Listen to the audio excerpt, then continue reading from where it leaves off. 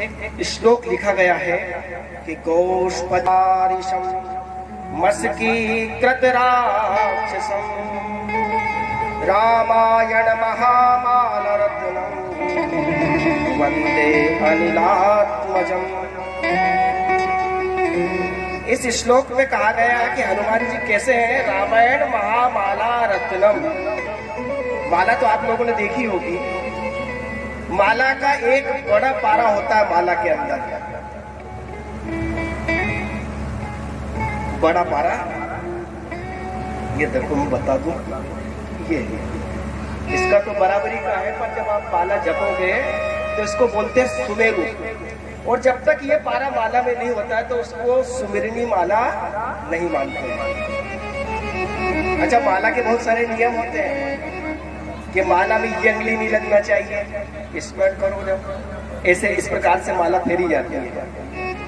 तो जब बड़ा पारा आता है तो समझ जाता है, वो झोली में जब माला रहती है उसमें समझ आ जाती है कि माला पूरी हो गई। ये वो संकेत के लिए वो सुमेरु बोलते हैं, उसको उलानते नहीं है। तो इस श्लोक में बताया गया कि रामायण के जितने भी पात्र हैं उनमें से अगर हनुमान जी को देखा जाए तो उनको उस माला में कौन सी जगह रखा जाए, तो महामाला रत्नम, इनको सुमेरु का आधार दिया जाए। ये सुमेरु है। अच्छा, सुमेरु नहीं होगा तो माला नहीं होगी। इसी प्रकार से हनुमान जी नहीं होगा तो राम कथा ही नहीं होगी। रामायण में अगर आप पढ़ेंगे तो रामायण में जीवन आधार देने वाले हनुमान जी हैं। सबसे पहले सुग्रीव को दिया, तुम उपकार सुग्रीव ही कीना और राम मिलाए राजपद। कोई राम मिलाता तो कहता पहले घर छोड़ो, हनुमान जी का घर मत छोड़ो, सिर्फ मेरे साथ रहो। राम भी मिलेंगे और राज्य भी मिलेगा। बताओ ऐसा कोई देने वाला है क्या? राम को पाने के लिए सब कुछ छोड़ना पड़ता है, पर हनुमान जी का सिर्फ मुझे पकड़ लो, कुछ नहीं छोड़ना पड़ेगा, तुम्हें सब मिल जाएगा। राम भी मिला, राज्य भी मिला। इसीलिए सुग्रीव ने कह दिया कि हनुमान जी महाराज, मैं आपका उपकारी हूं, आपका ऋणी हूं, और ऋणी होने के नाते मैं आपको कुछ देना चाहता हूं। क्या देना चाहते हो? सुग्रीव ने कहा कि भगवान राम जी ने मुझे राज्याभिषेक किया है, राजा मैं हूं। राजा वानरों का मैं हूं, ये माना भी गया और ये मानते भी हैं, पर मैं राजा हूं और तुम वानरों के गुरु हो। मैं तुम्हें गुरु के पद पर नियुक्त करता हूं। इसलिए रामचरितमानस में इनको कपीस कहा गया है।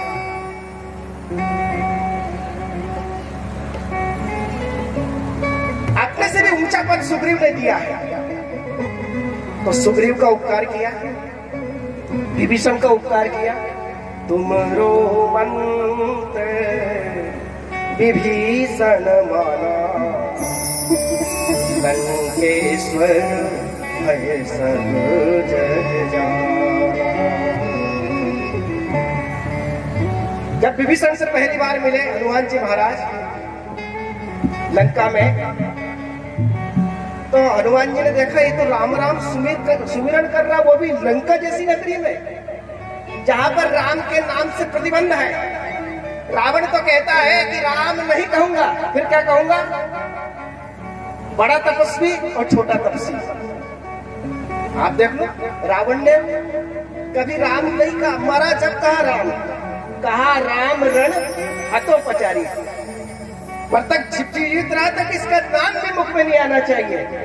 और जो राजा इतना खतरनाक हो, उस नगरी में कोई राम राम कर रहा, बड़े आश्चर्य की बात है।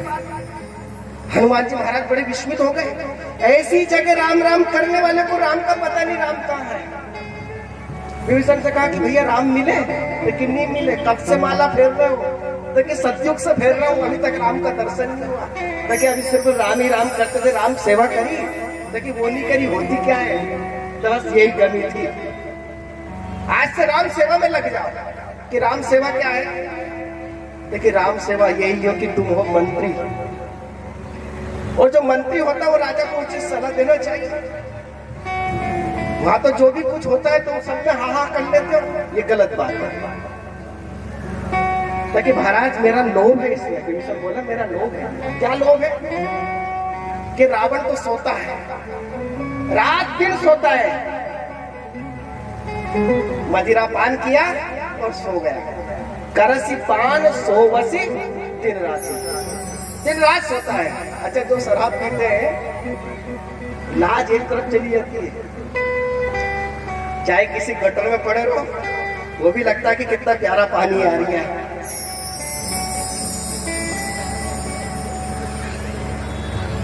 आदमी अपने आप में मूंछ नहीं भी हो तो वो रोड़ता है, क्या मुझे कम समझ रखा है। एक बार एक गांव में भाई साहब बहुत पीते थे, एक दिन बहुत ही ज्यादा पी लिया। जवान शरीर था इसलिए गिरे पड़े तो नहीं, पर गिरने पड़ने की जो एक्टिंग होती पूरी हो गई।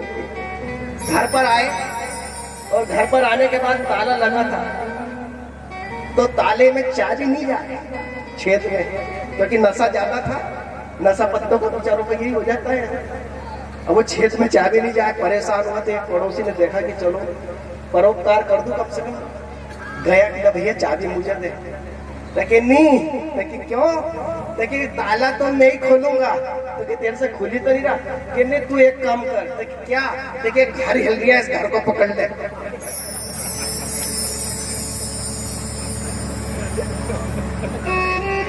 एक राजेश्वर जी एक चुटकुला बताते हैं कि एक व्यक्ति गया। अच्छा जो ज्यादा नशा करता है उसको बेहोश भी नहीं होता, वो ज्यादा ही जो जरूरत से ज्यादा करे। डॉक्टर के पास गया, किस लिए गया? दांत दुख रहा था, तो डॉक्टर साहब ने इंजेक्शन लगाया शून्य का। तो उन्होंने कहा शून्य हुए? लेकिन नहीं हुआ। तो उन्होंने कहा यार तुम तो शून्य हो नहीं रहो, क्यों कुछ लेते हो क्या? तो हाँ। देखिए एक काम करो, एक ले लो, तो इससे फिर निकाल दूंगा, क्योंकि फिर तुम तो एक ले लिए। उन्होंने कहा कुछ हुआ? शून्यपन आया? तो नहीं आया। तो एक और ले लो, एक और ले ली। कुछ आया? तो नहीं आया, एक और ले ली। बहुत सारी पी ली आज तो। अब जब नशा आया तो उन्होंने कहा कि अब दांत तोड़ू। तो मरीज जिस कुर्सी में बैठा था उसमें से उठा, किसके बात की हिम्मत मेरा दांत तोड़ दे। रावण से के बारे में विभीषण कहता है करसी पान सोवसी दिन राति, तेरा क्या काम है? ताकि महाराज राज सिंहासन पर रावण बैठता है मात्र, पर सारी फाइल मेरे हाथ के नीचे से जाती है। मैं राज्य करता हूँ। इसलिए तो रावण ने कहा था करत राज्य लंका सट त्यागी। अरे वो तो राज करता था, मैं तो सिर्फ राजा नाम का था। इस पूरे राज काज को कोई संभालता था तो वो विभीषण संभालता था। पर कितना मूर्ख है कि मुझे छोड़ के चला गया। क्योंकि महाराज इस राज्य का लोभ है, इस लोभ को हटाओ। हम तुम्हें इतने बड़े पद पे ले जा रहे हैं, अगर उनकी सेवा तुमने कर ली और राम जी मिल गए तो ये लंका जैसी कितनी नगरी मिल जाएगी। और जब विभीषण भगवान की शरण में आया रावण के ठुकराने के बाद, तो उसने वही बात कही कि महाराज आपके चरणों में इसलिए नहीं आ पाया कि मेरे हृदय में वासना बसी थी। उर कछु प्रथम वासना रही, प्रभु पद प्रीत सरिस वही। पर एक संत मिल गया, आपका एक दूत मिल गया, उसने ऐसी प्रीति उत्पन्न कर दी कि जो राज्य का मोह था वो हट गया और आपके चरणों में आ गया। अब मुझे कुछ नहीं चाहिए। भगवान ने कहा मैं उसी भक्त में प्रसन्न होता हूँ जिसको कुछ नहीं चाहिए। पर जिसके लिए तू नहीं आ रहा था, आज से अस्त ही राम तिलक ही सारा, कि तुझे मैं लंका की नगरी का राज्य प्रदान करता हूँ। और रावण को तो एक युग का राज्य प्रदान था, मैं तेरे को कई कल्प तक करता हूँ। करो कल्प भर। कल्प कितना बड़ा होता है? कल्प अगर हम गणना करें तो ये कलयुग 4,32,000 साल का है। कितने साल का? 4,32,000। और द्वापर युग जो है 8 लाख कुछ साल का है, 64,000 साल का। त्रेता युग 13 लाख कुछ साल का है।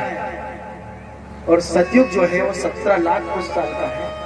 अगर इन चारों युगों की गणना करते हैं तो 40 लाख के करीब होती है गणना।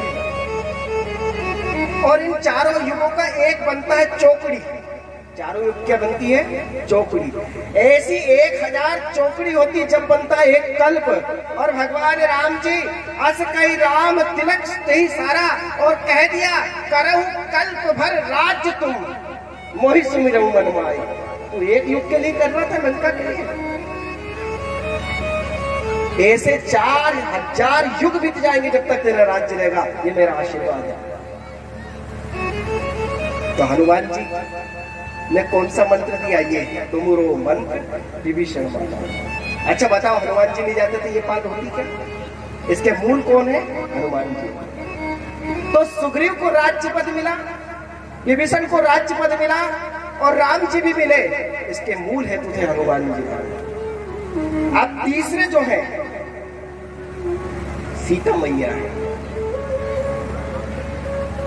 सीता मैया की खोज करके कौन लाए? हनुमान जी। और सीता मैया स्वयं बोल रही है। क्या बोल रही है? कि मैं तेरा उपकार कैसे करूं है हनुमान, क्योंकि तूने मुझे वो वचन सुनाए हैं। पहले तो तूने ये वचन सुनाए थे कि राम जी वहां पर हैं और राम जी आ रहे हैं लंका में। और अब तूने ये बात बताई कि राम जी ने रावण को मार दिया। तो ये दो संदेश तू मेरे पास लाया है। तो पहला संदेश लाया था जब भी मैंने तुझे आशीर्वाद दिया था, और दूसरा संदेश लाया है तो मैं आज आशीर्वाद देने में भी तुझे सक्षम नहीं हो पा रही हूं। मेरे पास देने के लिए तेरे पास नहीं है, तो कि मां आपका वात्सल्य दे दो मुझे, और क्या चाहिए। सीता मैया ने कहा कि बेटा मैं तुझे ऐसा आशीर्वाद दे रही हूं, ऐसा आशीर्वाद दे रही हूं कि जो कभी नहीं मिल पाता, हर किसी को नहीं मिल पाता। कौन सा आशीर्वाद दिया? कि सारे सद्गुण तेरे हृदय में बसेंगे। देखो कोई भी मनुष्य है, प्रकृति में जितने भी मनुष्य होते हैं, उन मनुष्यों में चाहे कोई कितनी ऊंची आत्मा हो, चाहे कोई कितनी नीची आत्मा हो, जब तक ये शरीर रहेगा, जब तक 1000 गुण हो पर एक अवगुण रहेगा। और चाहे कोई कितना भी बेकार आदमी हो, उसमें 1000 अवगुण रहेंगे पर एक गुण रहेगा। क्योंकि विधि प्रपंच, ये भगवान का प्रपंच जो है विधाता ने कैसा रचा है? गुण अवगुण साना। जैसे आटे को सानते हैं, पानी और आटा मिल जाता है, अलग नहीं हो सकता है। इसी प्रकार से गुण और अवगुण से हम अलग नहीं हो सकते। इसलिए तो कहा कि हंस बनने की आवश्यकता है। इसमें जिस जगह देखोगे, जिस कोने में देखोगे, कहीं ना कहीं कचरा मिल जाएगा। पर अगर हंस की दृष्टि से देखा तो आपको आपके गुणों से मतलब रहेगा, कचरा वहीं का वहीं छोड़ दोगे आप।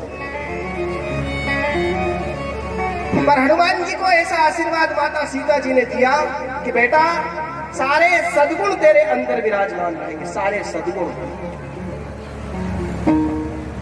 तो सीता माता भी एक तरह से हनुमान जी की ऋणी है। और राम जी तो स्वयं कह रहे हैं क्या?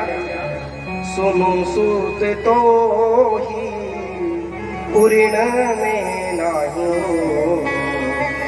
सुनु सूत तो ही उऋण में नाही, देखे करी विचार मन मारो। मैं हनुमान सत्य कह रहा हूं कि मेरे हृदय में जब देखता हूं तो हनुमान मैं तुम्हारा उपकार भूल नहीं सकता हूं। मैं तेरा ऋणी हूं, और जब तक ये कथा रहेगी, जब तक ही मैं ऋणी रहूंगा तेरा। पर मुझे भगवान कहते हैं लोग, मुझे परमात्मा कहते हैं। मैं किसी न किसी को कुछ देता हूं, पर आज मैं खुद विस्मय और आश्चर्य में पड़ गया कि मैं तुझे क्या दूं। प्रति उपकार करऊं का तोरा। हनुमान मैं अंदर देख रहा हूं कि मैं तुझे क्या दूं, और सन्मुख होई न सकत मन मोरा। मेरा ये सिर आज उठाने लायक नहीं बचा है तुम्हें। ये राम की कह रहे हाथ जोड़कर हनुमान जी खड़े हुए हैं। नहीं नहीं प्रभु, मैं तो एक बानर हूं, इस बानर की क्या, ये वानर चंचल होता है।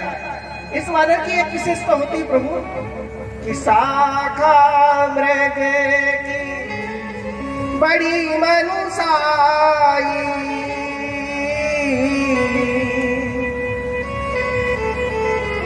और शाखा ते शाखा पर जाई। इस डाल से उस डाल में कूदना लिखा रहता है हमारे भाग्य में, पर आपकी कृपा से, आपकी दया से काम हुआ, मेरा कुछ नहीं है। भगवान राम जी भाव विह्वल हो गए और इस कथा को स्वयं शंकर जी कह नहीं पाए, डूब गए शंकर जी। बहुत मुश्किल से अपने आप को बाहर करा और कथा उन्होंने कही। भगवान श्री राम जी बोले, बेटा अब तो मैं तुझे कुछ दे तो सकता नहीं हूं, पर आज मैं तुझे अपने गले से लगाना चाहता हूं। हनुमान जी चरणों में गिर गए, प्रभु इन चरणों के अलावा मुझे क्या चाहिए। बार बार प्रभु चाही उठावा।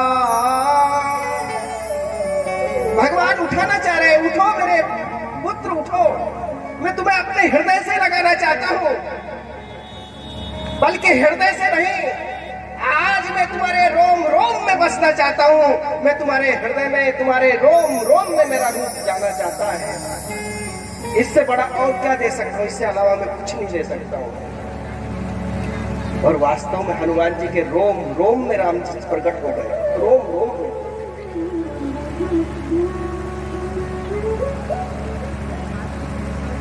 विभीषण जी महाराज की कथा आती है तो रोम रोम में कैसे आप, वो भी भगवान ने बताया हनुमान जी महाराज एक कथा के माध्यम से। जब विभीषण जी राज्य अभिषेक हुआ तो राज्य अभिषेक में एक नियम होता है, जैसे किसी के यहाँ बच्चा होता है तो कोई देखने जाता है तो बच्चों को क्या है, भेंट देते हैं। तो ऐसे राजा भी राजपथ पर बैठते थे तो कुछ न कुछ भेंट दी जाती थी, ऐसा नियम था पहले के जमाने में। तो सबने अपनी अपनी भेंट दी। विभीषण ने एक भेंट ऐसी दी जो बहुत अमूल्य थी। अमूल्य इसलिए थी कि रावण ने जहां जहां गया, जिसको जीता, वहां से कुछ अमूल्य रत्न लेके आया था। और किसी देवता से कुछ रत्न था, किसी देवता के यहाँ से कुछ रत्न था, उन सब रत्नों की एक माला बनवाई थी उसने। और वो रत्नों की माला जब बनवाई तो विभीषण ने सोचा कि ये रावण तो मर गया, ये रख गया यहाँ पर ये माला मेरे राम जी के गले में चली जाएगी तो अच्छी लगेगी। तो बहुमूल्य उपहार लंका से लेकर विभीषण अयोध्या में आया। और विभीषण जैसे अयोध्या में आया, भगवान राम का राज्याभिषेक हुआ तो अपनी पिटारी में से माला खोली और भगवान राम जी के गले में वो माला डाल दी। भगवान उस समय जो भी गले में कोई उपहार डाल रहा था या उपहार दे रहा था, किसी न किसी को बख्शीश के रूप में, भेंट के रूप में भगवान राम जी भी दे रहे थे। तो वहीं पर सुग्रीव बैठे थे कि मैं भी राजा हूं, अगर राम जी मुझे ये माला दे दे तो बहुत अच्छा होगा। भगवान मन की जान गए।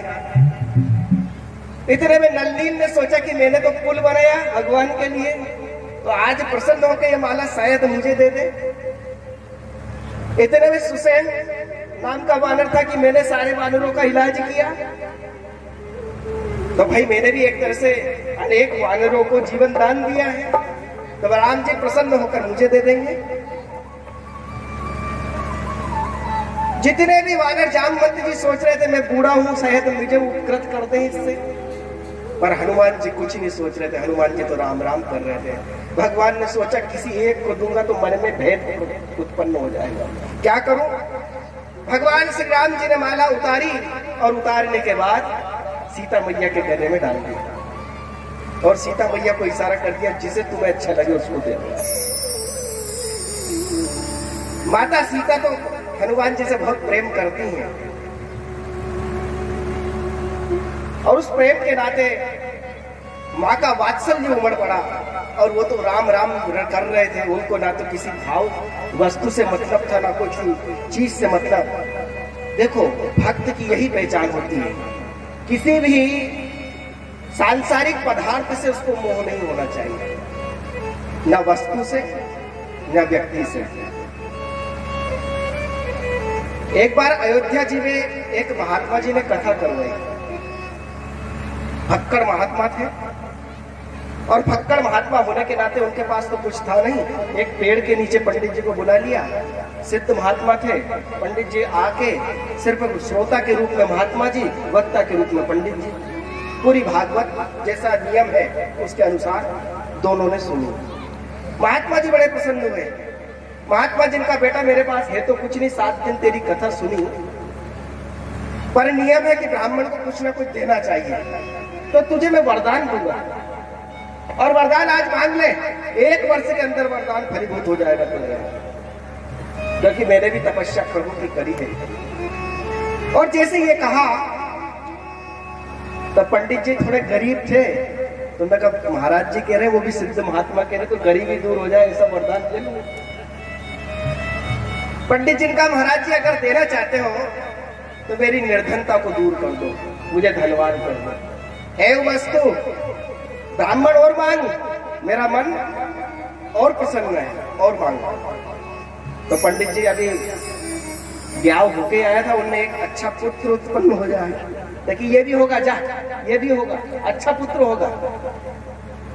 और मांग, और देना चाहता हूँ, क्योंकि आत्मा बहुत खुश है, तूने भगवान की कथा सुनाई और मैं ये छोटी छोटी चीज देखे ऐसा लग रहा है कि और दूर। महाराज जी अगर आप देना चाहते हो तो भगवान की भक्ति दे दो। अब उसने सोचा कि धन पुत्र स्त्री सब मिल ही गया, और जब ये सब मिल ही गया तो अब भगवान की जरूरत है, भगवान ले लो।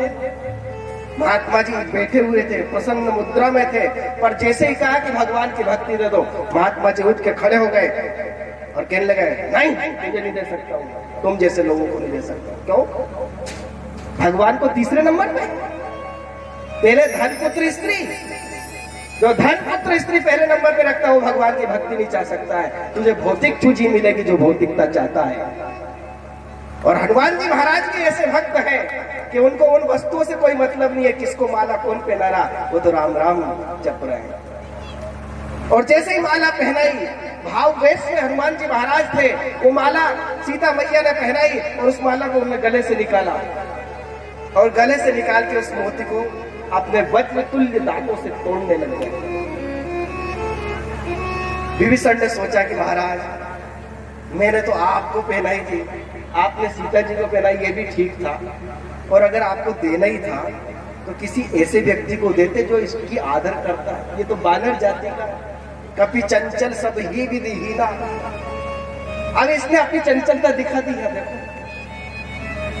ये माला को तोड़ रहा है, कितने बहुमूल्य मणियां इस माला में डली हुई है, एक एक करके तोड़ रहा है। उससे रहा नहीं गया, कोई जब सभा में नहीं बोला तो विभीषण स्वयं बोला, अरे हनुमान,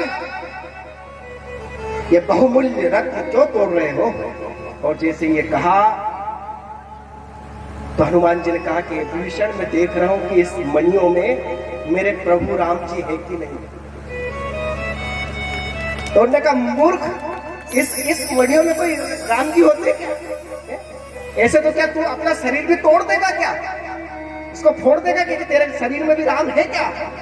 हनुमान जी ने तुरंत अपना हाथ का स्पर्श किया और जय श्री राम करा, और हृदय में भगवान राम जी प्रकट हो गए और कहने लगे, क्या?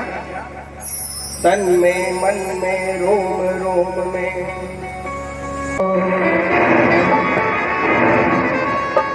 तन में मन में रोम रोम में,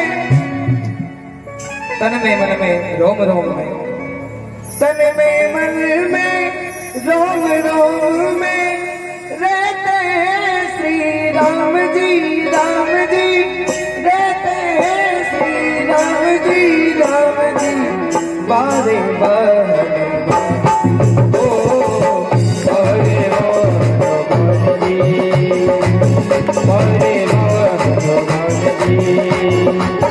बारे बारे हो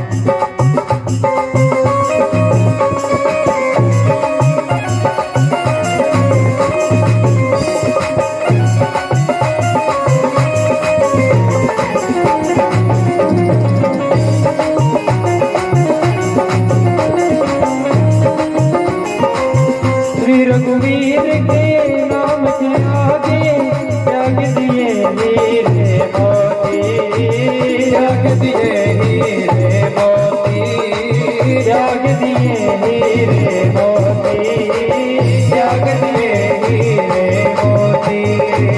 मेरे मन सिया राम बसे हैं, चीर के दिखला दी छाती, ओ चीर के दिखला दी छाती, चीर के दिखला दी छाती, चीर के दिखला दी छाती। और बोले सिया राम जी, और बोले सिया राम जी, और बारी हो तन में मन में रोम रोम में रहते सिया राम जी, रहते सिया राम जी। हरे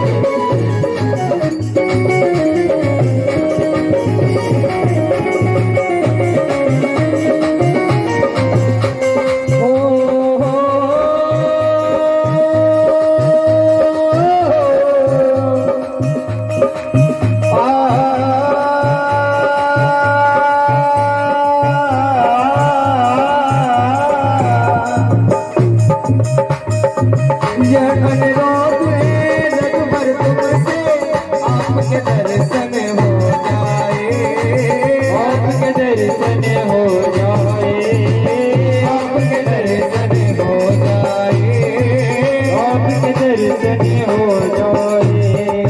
ये अनुरोध है रघुवर तुमसे, आपके दर्शन हो जाए, आपके दर्शन हो जाए, हो जाए।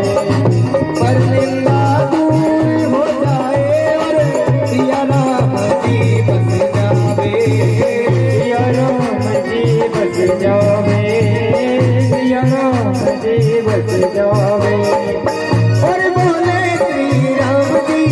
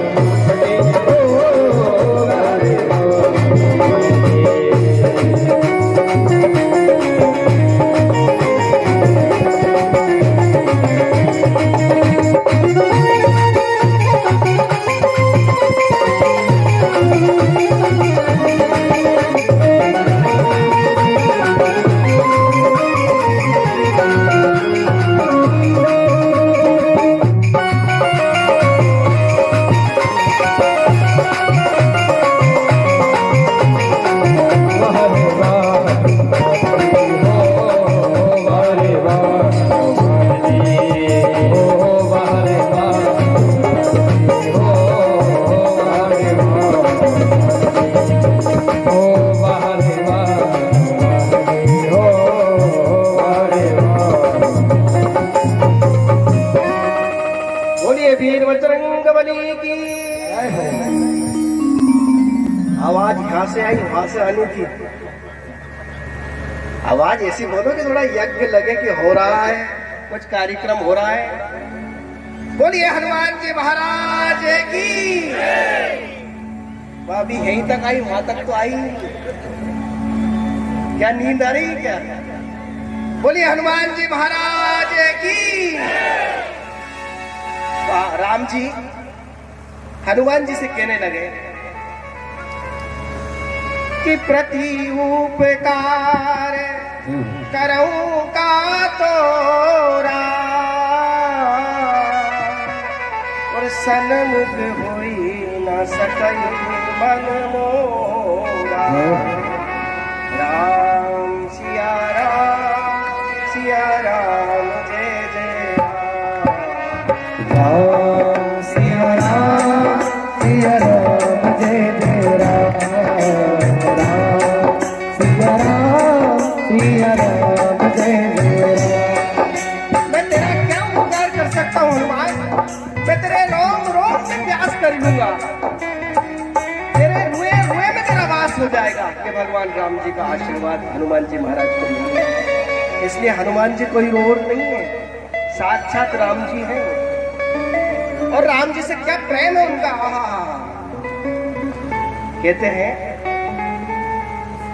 राम चरित्र के प्रेम राम हृदय धारी स्वामी राम हृदय धारी। राम नाम के रसिया राम नाम के रसिया। भगत भारी। ओम जय श्री राम हरे। रामचरित्र के प्रेमी है, राम नाम के रशिया है और उन्होंने अपने रोम रोम में राम को बसा लिया। तो रामायण महामाला रत्नम, राम जी उनके ऋणी है।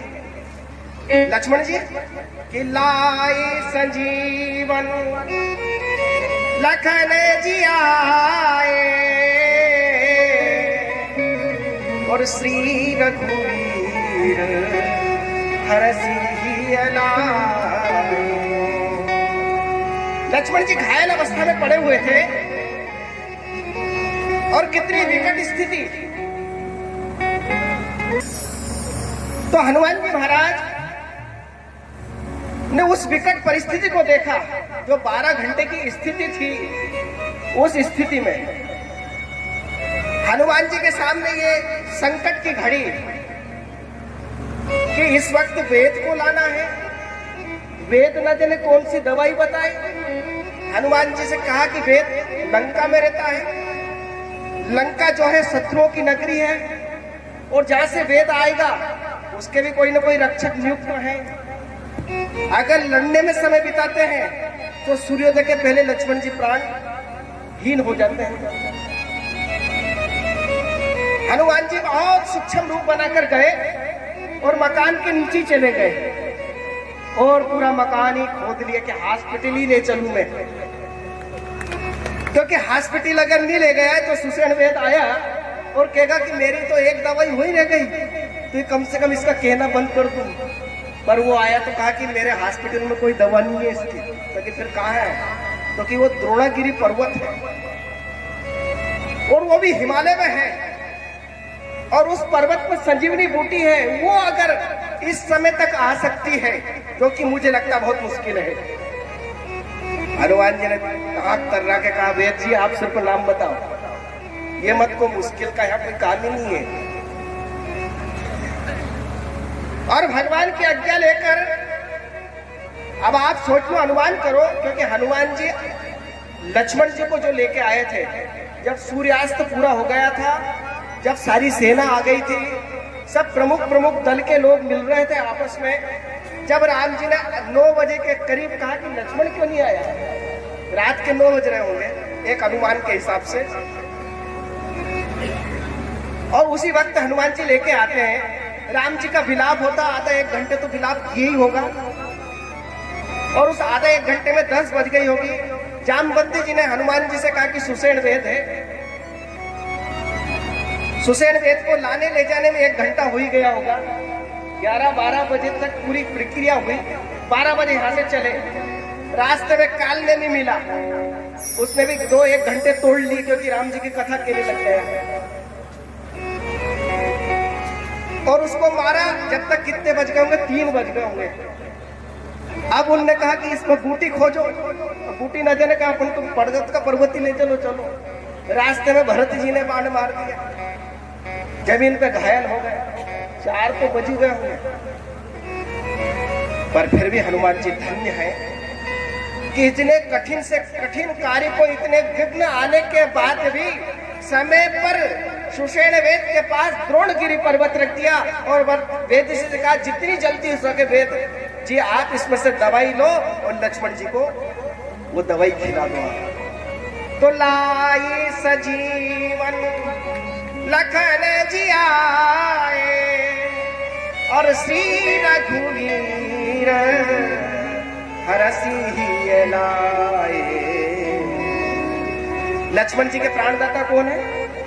हनुमान जी। अच्छा, लक्ष्मण जी नहीं रहते तो राम जी रहते क्या? राम जी तो कहते हैं निज जननी के एक कुमारा और तात दासु तुम प्राण आधारा,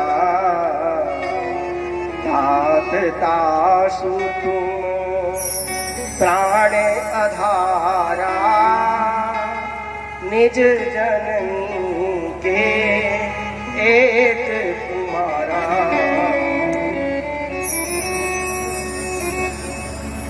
राम जी कह रहे हैं कि मेरी माँ का मैं एक लौता पुत्र हूँ कौशल्या का, निज जननी, मेरी जननी का एक मात्र हूँ और अगर उसको तुम जीवित देखना चाहते हो तो उसके प्राणदाता लक्ष्मण जी, उसके प्राण लक्ष्मण है। अगर लक्ष्मण रहेगा तो राम रहेगा, नहीं तो राम रह नहीं सकता। तो लक्ष्मण जी की भी प्राणदाता हनुमान जी है और लक्ष्मण जी के भी प्राणदाता के साथ राम जी के भी प्राणदाता हनुमान जी महाराज। इसलिए तो लक्ष्मण जी ने कहा कि हनुमान जी मुझे आपसे एक बात से बहुत चिढ़ थी। कब थी चिढ़? कि जब आप शुरुआत में भगवान श्री राम से मिले थे और जब राम जी ने एक बात आपके लिए कह दी थी। क्या कही थी? कि सुनो कपि जिय मानसी जनिना और तुम ते प्रेम राम कहे तू ना।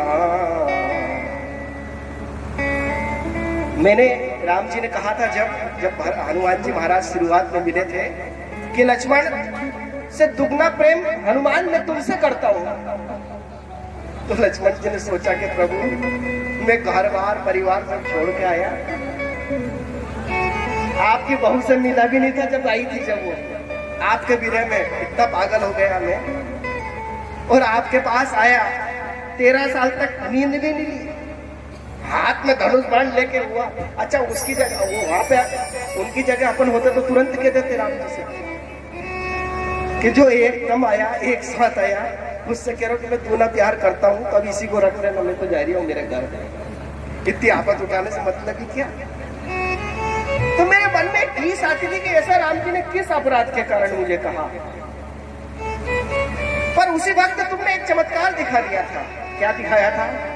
कि तुमने, मैं तो सिर्फ राम जी की रक्षा करता था पर तुमने राम और लक्ष्मण दोनों की रक्षा करी है, इसलिए वास्तव में तुम तूने प्रेम के अधिकारी हो, तुम तूने प्रेम के अधिकारी हो।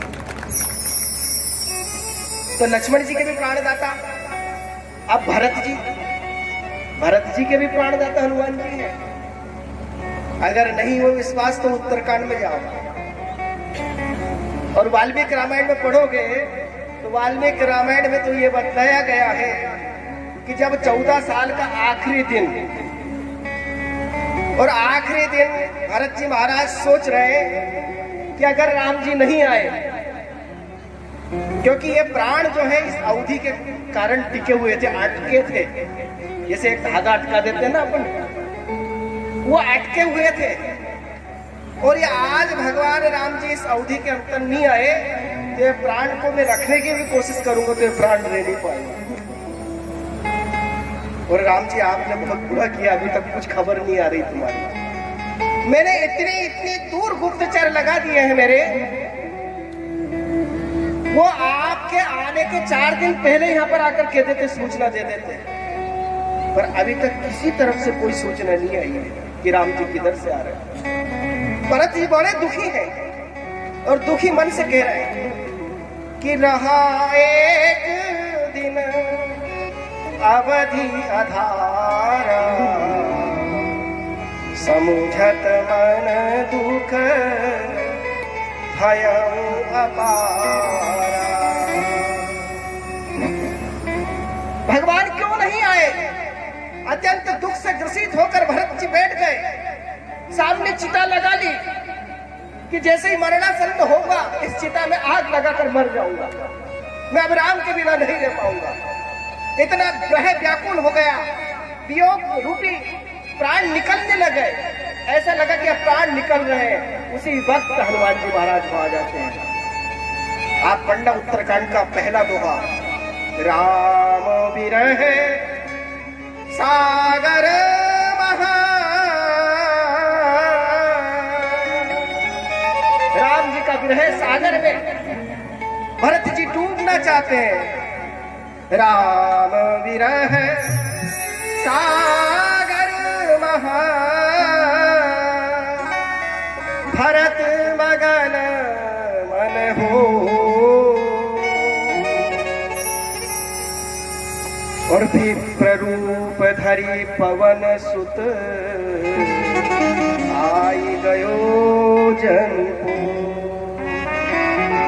वियोग रूपी संसार में भरत जी महाराज डूब ही रहे थे, और उस डूबते में हनुमान जी महाराज जहाज लेकर आ गए और भरत जी का हाथ पकड़ लिया, डूबो मत, राम जी आ रहे हैं। और जैसे ही भरत जी महाराज ने सुना और पूछने लगे, ओ तुम तात कहाँ से आए, मोहि परम प्रिय वचन सुना। और हनुमान जी महाराज ने एक चतुराई करी यहाँ पर। अगर हनुमान जी महाराज स्वयं कपि के रूप में आते तो भरत जी पूछते भी नहीं कि राम जी कहाँ है। राम जी ने सिखा पढ़ा के भेजा था कि हनुमान तुम ही उसके प्राण बचा सकते हो, तुम उस रूप में मत जाना, अगर चले गए तो पूछेगा भी नहीं तुमसे और अपने प्राणों को त्याग कर देगा। तो उन्होंने पूछा कि आप ब्राह्मण कौन हो? तुरंत हनुमान का रूप बना लिया कि मारुत सुत, क्योंकि अब देख लिया मैंने हाथ पकड़ लिया, अब नहीं जा पाएंगे। मैंने संदेश कह दिया कि राम जी आ रहे हैं, अब इनके प्राण। तो क्या बोले, मारुत सुत में कपि हनुमाना, नाम मोर सुन कृपा निधाना।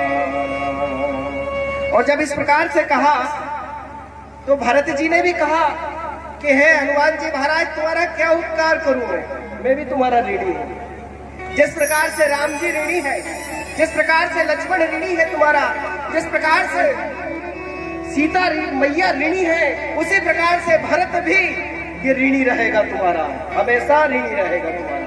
ऐसे हनुमान जी महाराज रामायण महामाला रत्नम, इसलिए रामायण के मूल रत्न है हनुमान जी महाराज। इनके बिना राम की कथा अधूरी है, अपूर्ण। ऐसे हनुमान जी महाराज का चरित्र। और तुलसीदास जी तो कहते हैं कि मैं तो मेरी भी कहता हूं तो राम जी के दर्शन कराने में भी इन्हीं का योगदान है। मुझे आज गोस्वामी तुलसीदास जी के नाम से अगर जाना जाता हूं तो उसका महत्वपूर्ण योगदान हनुमान जी महाराज है। क्योंकि इन हनुमान जी महाराज ने ही मुझे बताया कि चित्रकूट में जाओ, भगवान राम जी का दर्शन होगा। मैं चित्रकूट आ गया और चित्रकूट में भगवान राम की प्रतीक्षा करने लगा। एक दिन भगवान राम जी कामतानाथ की परिक्रमा में मुझे मिल गए, पर मैं पहचान नहीं पाया। घोड़े पर सवार भगवान श्री राम और लक्ष्मण जा रहे थे। और मैंने जैसे ही देखा तो मुझे लगा कि कोई शिकारी आ गया। उनके हाथ में धनुष बाण था, तो मैंने मुंह फेर लिया और मुंह फेर कर ये निश्चय किया कि देखो कितनी पवित्र भूमि में शिकारी आ गए, इनका तो मुंह का दर्शन नहीं होना चाहिए। ऐसा मेरे भाव थे। अरे राम राम राम राम। पर धन्य है हनुमान जी महाराज, उन्होंने फिर आकर कहा कि भगवान राम जी का दर्शन नहीं हुआ। मैंने उनके फिर पाँव पकड़ लिए, प्रभु आपको दर्शन तो कराना पड़ेगा। राम जी के दर्शन की हामी हनुमान जी का कि मैं कराऊंगा, चिंता मत करो, दूसरी बात भी कराऊंगा। और एक दिन हनुमान जी महाराज चित्रकूट के घाट पे मंदाकिनी के तट पर चंदन घिस रहे थे। मंदाकिनी तट राम घाट पर प्रकटे दशरथ नंदन, बोले मधुर वाणी में धनुधर बाबा दे दो चंदन। भगवान राम और लक्ष्मण प्रकट हो गए छोटे छोटे बालक के रूप में और आ गए, बाबा क्या कर रहे हो?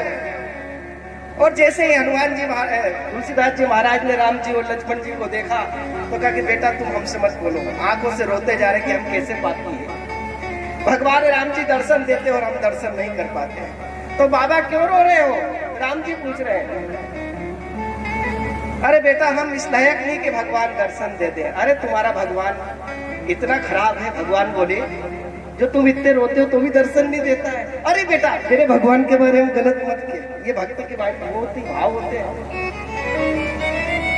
गाल से हाथ लगा लिया, बेटा मेरे भगवान के बारे में गलत मत कह। गलत कहना तो इस हृदय के बारे में कह, गलत कहना तो इस शरीर के बारे में कह, पर मेरे राम के बारे में गलत मत कह।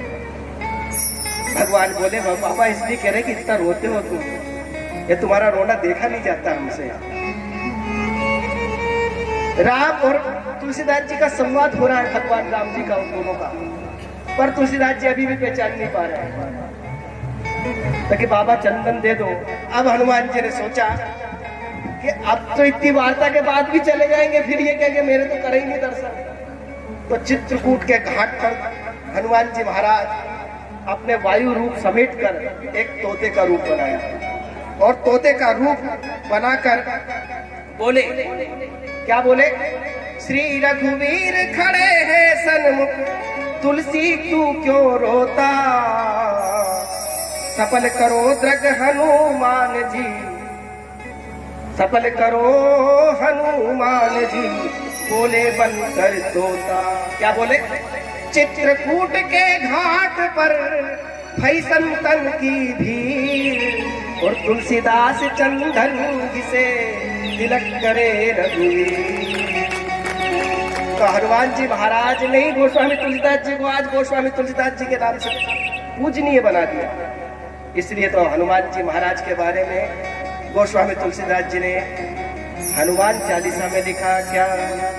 जय जय जय हनुमान गोसाई, जय जय जय हनुमान गोसाई, जय जय जय हनुमान गोसाई, जय जय जय हनुमान गोसाई।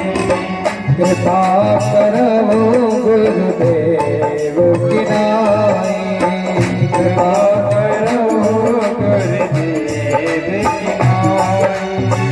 जय जय जय हनुमान गोसाई, जय जय जय हनुमान गोसाई। कृपा करो कृपा करो गुरुदेव की नाई, देव की नाई। कृपा करो गुरुदेव की नाई। इस प्रकार से हनुमान जी महाराज समस्त को अभय प्रदान करते हैं। अब आज दूसरा दिन है तो कम से कम हनुमान जी का जन्मदिन और करते हैं संक्षिप्त रूप से ही। हनुमान जी महाराज के बारे में हनुमान चालीसा में शंकर सुवन केसरी नंदन, तेज प्रताप महाजगवंदन, अंजनी पुत्र पवन सुत नामा। तो इनकी माता का नाम तो आप सब लोग जानते हैं, अंजनी माता था। ये पूर्व जन्म में एक अप्सरा थी, इनका नाम था पुंजिक स्थला। और ये एक सभा में बैठी थी, उसमें एक ऋषि आए, और ऋषि जो थे, क्योंकि अब संत महात्मा तो भाई अगर तपस्या करेंगे तो उनका शरीर काला भी हो जाएगा, भभूत लगाएंगे तो और, तो संत का स्वरूप तो संत का होता है। अभी ऐसे बाल हो गए, ऐसे आप लोग कहेंगे कि यार उछ लेता थोड़ा, पर ये बाल अपने शोभायमान है। पर वो पुंजिक स्थला अप्सरा ने जब देखा इस प्रकार के महात्मा को, तो उनको अरे कैसा ये महात्मा है, भभूत लपेट ली, ये लपेट लिया, वो लपेट लिया, और एक तरह से तिरस्कृत कर दिया उनको। तो उन्होंने उसी वक्त हाथ में जल लिया और कहा, तू जानती नहीं है संत महात्मा की रहनी सहनी कैसी होती है, अब इसलिए मैं तुझे श्राप देता हूं कि तुझे अपने रूप का इतना अभिमान है तो जा, तू बांदरी हो जा, तेरा मुंह बंदर जैसा हो जाएगा। और तुरंत वो अंजना का रूप धारण कर लिया। ऋषि से माफी मांगी। ऋषि ने कहा, तुझे सब ज्ञान रहेगा, तू तपस्या करना। और उस पुंजिक स्थला अंजना नाम की एक वानरी हुई और उसने तपस्या करी भगवान शंकर की।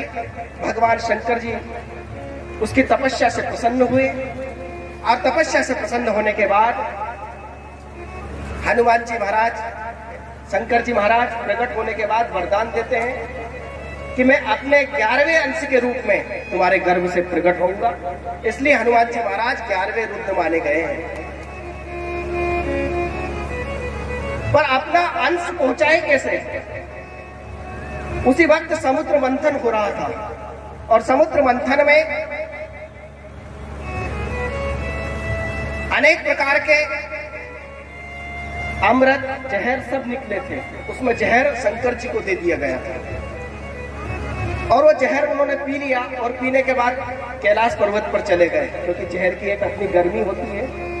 तो ठंडे इलाके में चले गए, और जब ठंडे इलाके में चले गए तो यहाँ पर अमृत निकला, और उस अमृत का बंटवारा जो है भगवान विष्णु ने मोहिनी रूप धारण करके सबको करवाया। भगवान मोहिनी का रूप की प्रशंसा शंकर जी ने भी सुनी, तो शंकर जी पछताए, मैंने तो दर्शन किए ही नहीं। एक दिन भगवान विष्णु से कहा कि मैं आपकी मोहिनी रूप का दर्शन करना चाहता हूँ। उन्होंने कहा, तुम बाबा बैरागी, तुम क्या करोगे इस रूप का दर्शन का, क्या करोगे, तुम्हें क्या मतलब? तो मैं तो आपके हर रूप का दर्शन करना चाहता हूँ।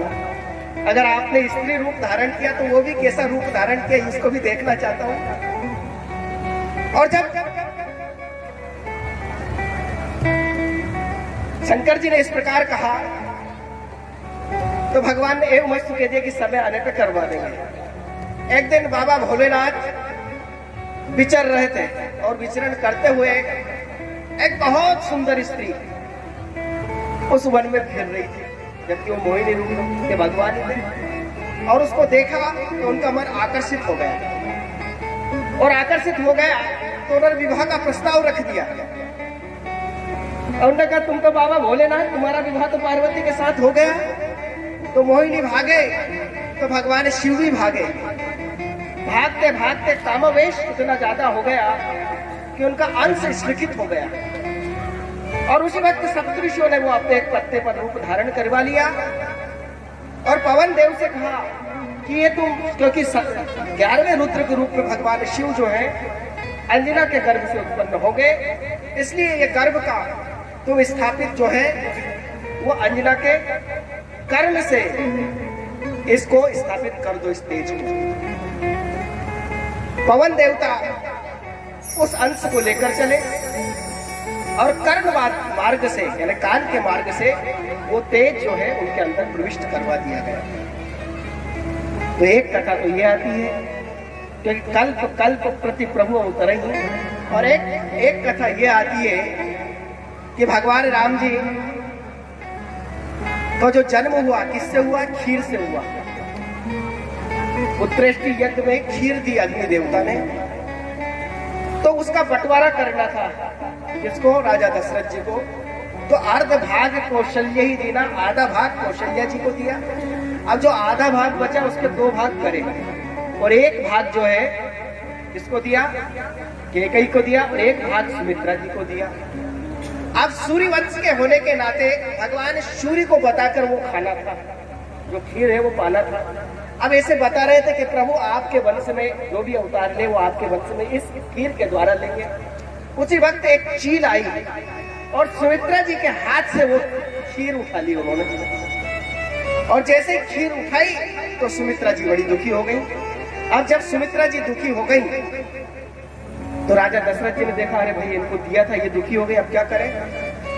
तो माता कौशल्या जी ने कहा कि कुछ भाग मेरा दे दिया जाए, और कैकेयी ने कहा कुछ भाग मेरा दिया जाए। तो उनके थोड़े थोड़े भाग दोनों के करके माता सुमित्रा को 2 भाग दिए गए। तो इसीलिए रामचरितमानस में गोस्वामी तुलसीदास जी लिखते हैं कि दीन सुमित्रा ही मन प्रसन्न करी, क्योंकि मन दुखी हो गया था तो मन प्रसन्न किया।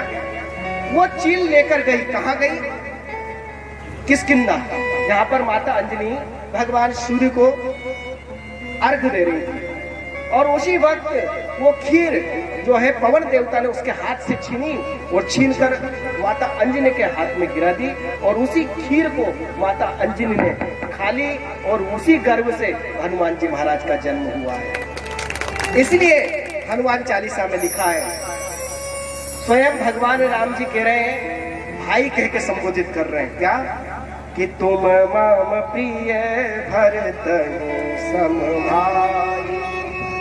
इस प्रकार से हनुमान जी का जन्म होता है। अब जन्म के पश्चात की जो भी कथा होती है उसको कल आप लोगों के सामने निवेदित की जाएगी, बड़े भाव बड़े भक्ति के साथ।